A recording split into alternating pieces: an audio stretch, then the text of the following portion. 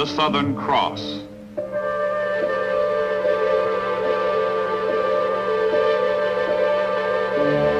Somewhere in the South Atlantic, somewhere in the majestic waters which separate the continents of Africa and South America, a German submarine keeps a secret rendezvous. With supplies exhausted after weeks of preying on Allied shipping, the U-boat makes contact with a supply submarine, a milk cow, from which it will take on fuel, food, ammunition. Fattened and refreshed, fighting submarines range farther, strike oftener, hit harder without having to return to base. The South Atlantic is now a battleground.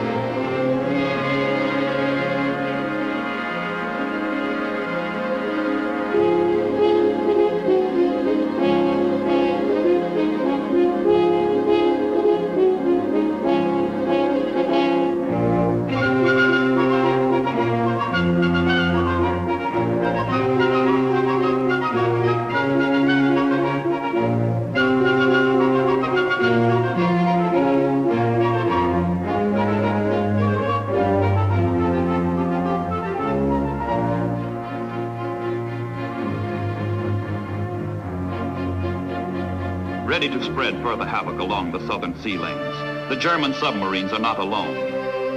Through these waters runs Germany's only link with her Oriental partner. The Japanese Empire sends its submarines through the South Atlantic to demonstrate to blockaded Germany its loyalty to the common cause, fascism.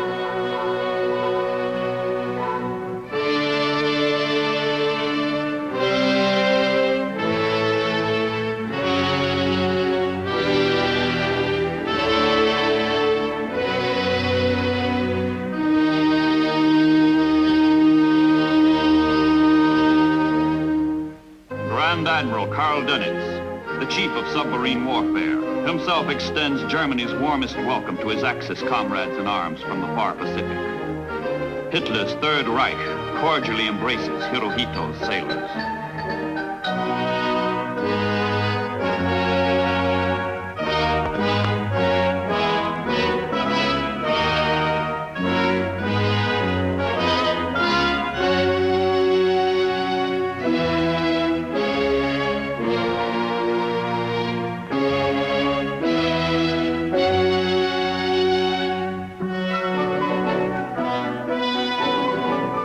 For the German Navy, war has come 5 years too soon.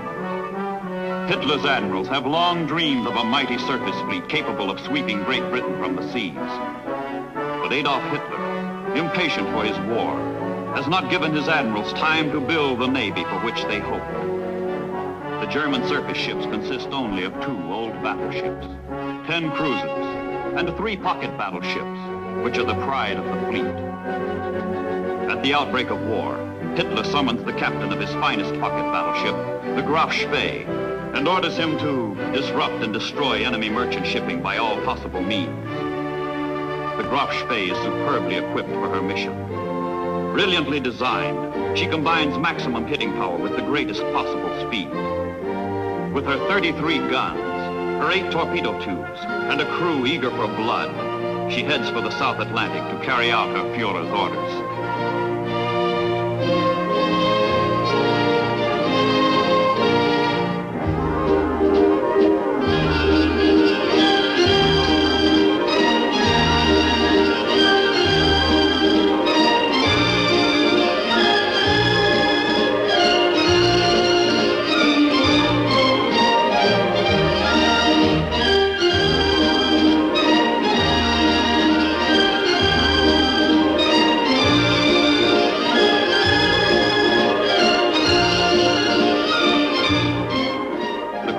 Graf Spee is wildly successful. Single-handed, she hunts down and murders 50,000 tons of precious Allied shipping. As long as the Graf Spee is on the loose, no freighter within her enormous cruising range is safe. Let any merchant ship run afoul of her, and that ship is doomed.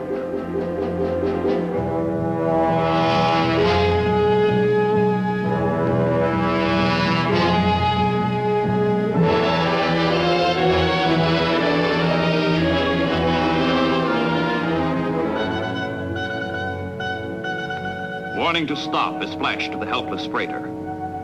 To avoid antagonizing neutrals early in the war, the German Navy holds fire until the crew is transferred from the ship marked for destruction.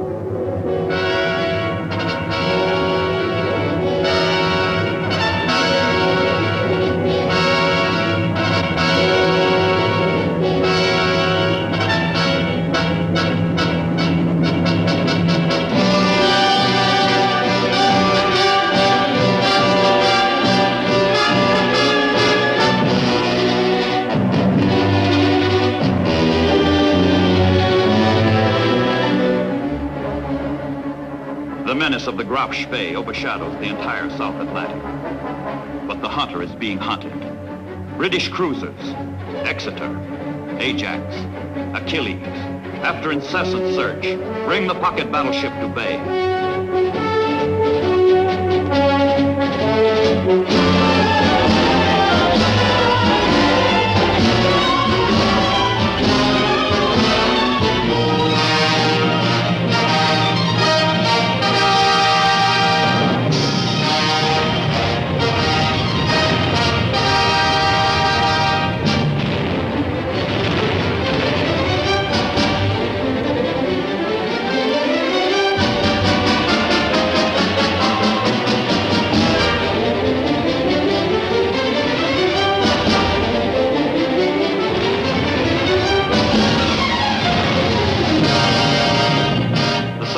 Of the Royal Navy win the day. They damage the Graf Spee, but they do not sink her. Crippled and far from base, the German runs for cover.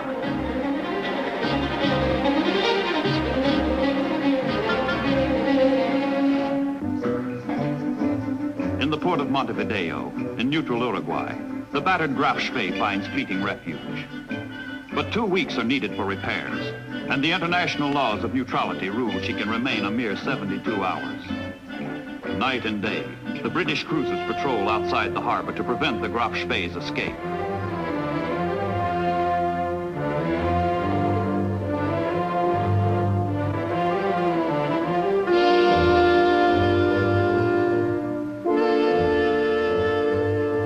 Ashore, the Uruguayan government imposes the strict neutrality rules on the German crew and rejects the desperate pleas of their captain to extend the time limit. The Graf Spee is trapped.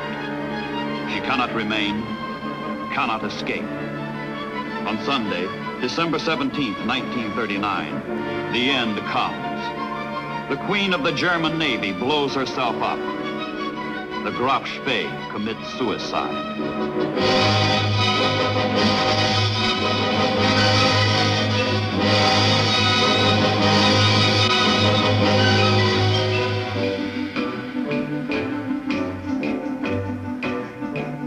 But Axis warships are not alone in menacing the free world below the Tropic of Cancer. German interests, with their own newspapers and business organizations, ally themselves with the fatherland. The totalitarian trappings of German fascism are openly worshipped on South American soil.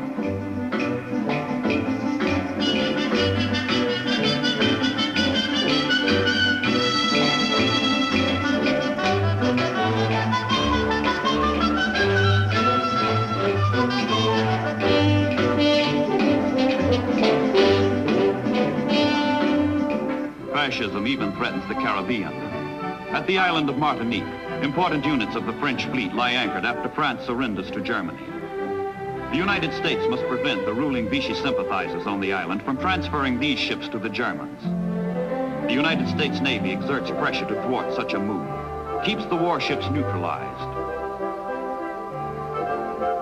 Strategically located islands like Trinidad crucial to the defense of the Panama Canal and the Atlantic coast, become ramparts which the Navy uses to keep the war from the shores of the Americas.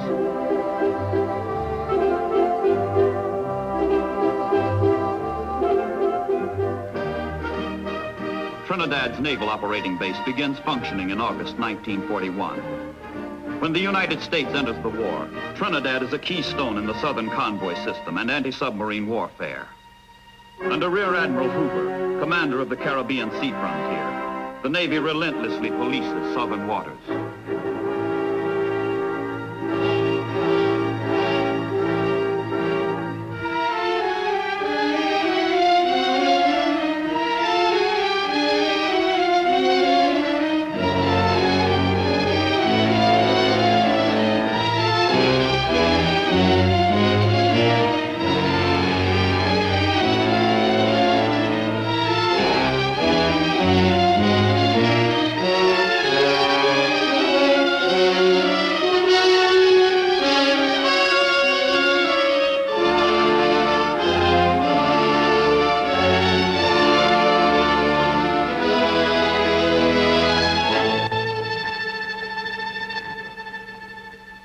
There is another kind of killer loose beneath the Southern Cross. It is not the U-boat, not a warship, but a German raider disguised as a merchantman, stalking her prey by stealth and fraud. Her victims think her an innocent freighter. But this is the Atlantis, a ravager that hits suddenly from ambush, showing her true colors only when ready to kill.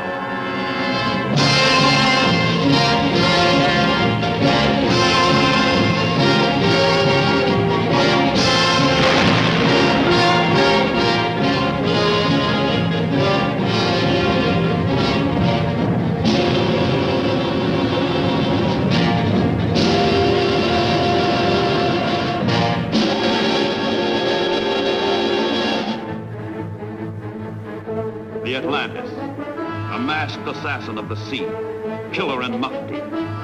Already she has slaughtered 20 ships, but she prowls for more.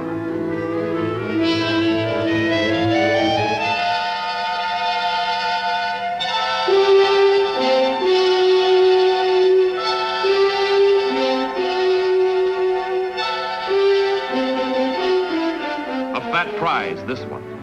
A Greek merchant ship. Her crew is brought aboard the raider, and the boarding party is ordered to loot her provisions and cargo before sending her to the bottom. The lawlessness to be staged on her deck stems from the days of skull and crossbones, the days of piracy on the high seas. First, the raider will exact her tribute, then she will destroy.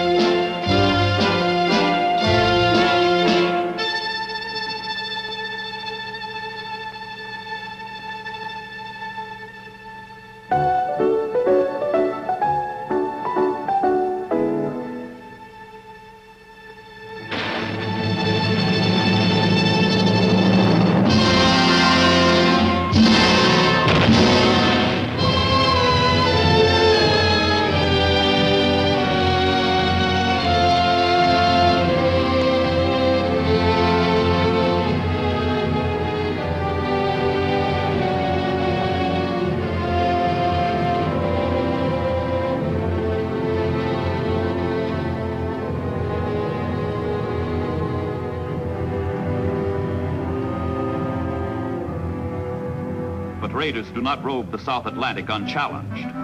His Majesty's cruiser, Devonshire, sweeps far and wide to flush them out of these remote, vital waters, which feed the world's major ocean arteries.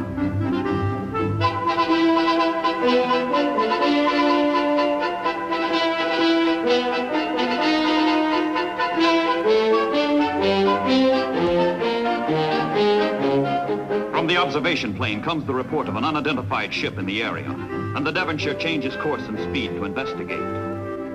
Is it friend or is it foe?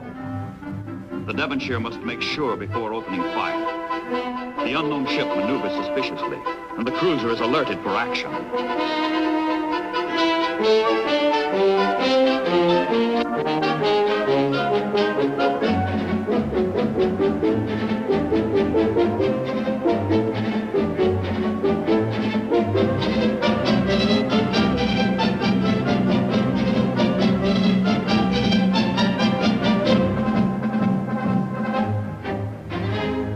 Suspicion grows into certainty as a check of intelligence reports indicates the ship may be the German raider known as number 16. Secret recognition signals from the Devonshire bring only evasive response from the mystery ship. No doubt remains. This is no friend, no innocent freighter. This is the raider Atlantis.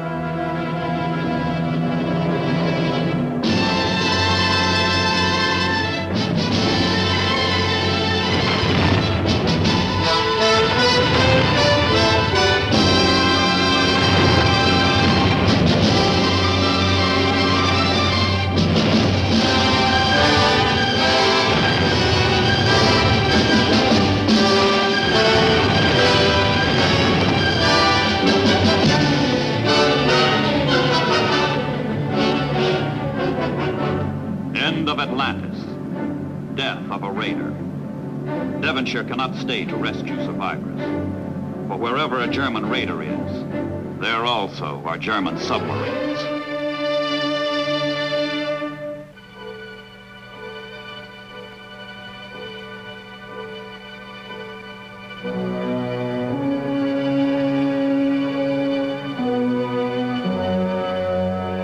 Hoping for combat, but too late to catch the wary Devonshire, the U-boat finds herself faced with a mission far different. Rescue at sea. For surviving crewmen of the Atlantis and the captured Allied seamen from her victims, the providential appearance of the submarine means sudden salvation.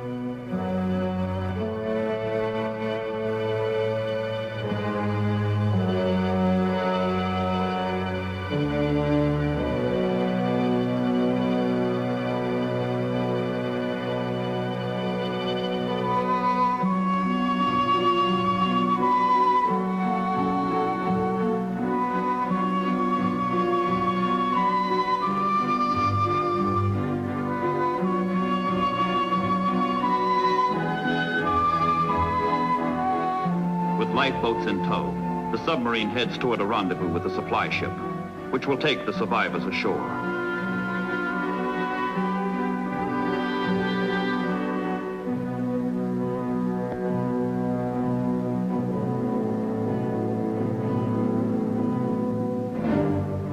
Halfway between Africa and South America, midway in the South Atlantic, Ascension Island, a barren slab of volcanic rock, transformed by a freak of war into a militant sentinel. American engineers transformed this isolated English possession into a hornet's nest for the enemy, a haven for friends.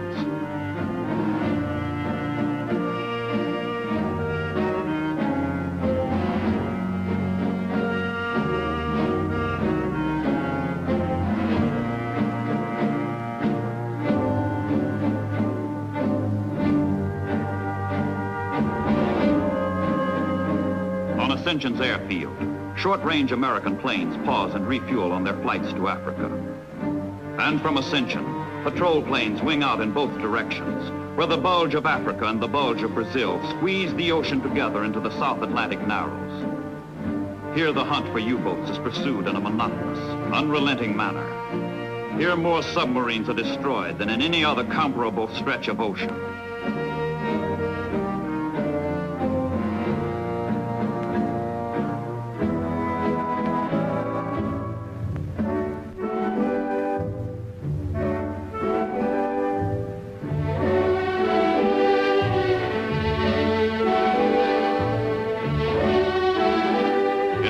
There is a saying, Deus é brasileiro, God is a Brazilian, because he has favored the land so lavishly.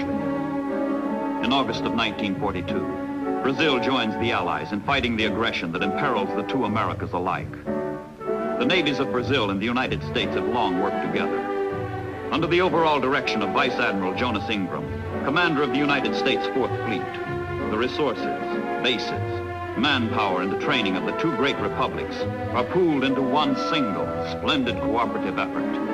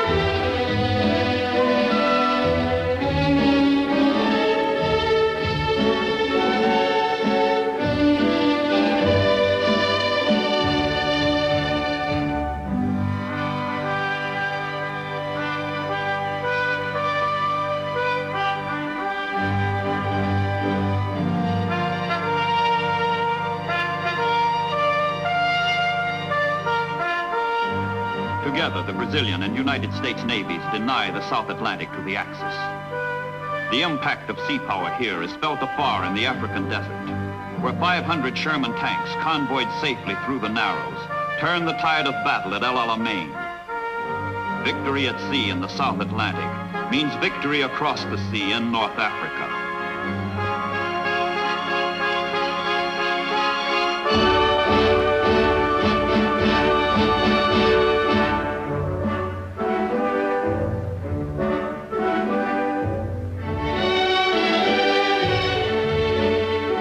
From bases like Natal, Cape San Roque, Recife, Fortaleza, Belém, bases on the bulge of Brazil, the Navy sends up its aircraft to scan the aquamarine waters of the southern hemisphere. The blimps are the first of their kind to cross the equator. Their steady, patient patrols add another dimension to convoy protection.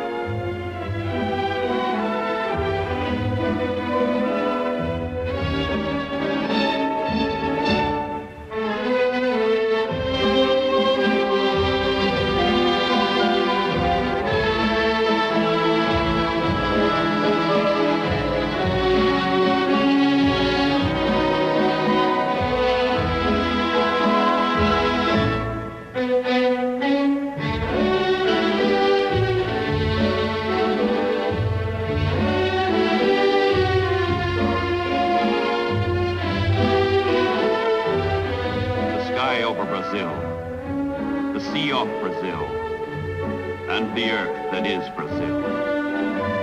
Remote from any front, deep in the valley of the Amazon, Brazilians harvest the product without which wars cannot be won: rubber. Here in the far-off primeval forests, the first primitive steps are taken to shoe the wheels that one day will roll across Italy and France, and into Germany. North America is the arsenal of democracy, but South America pours out her wealth to keep the arsenal stocked.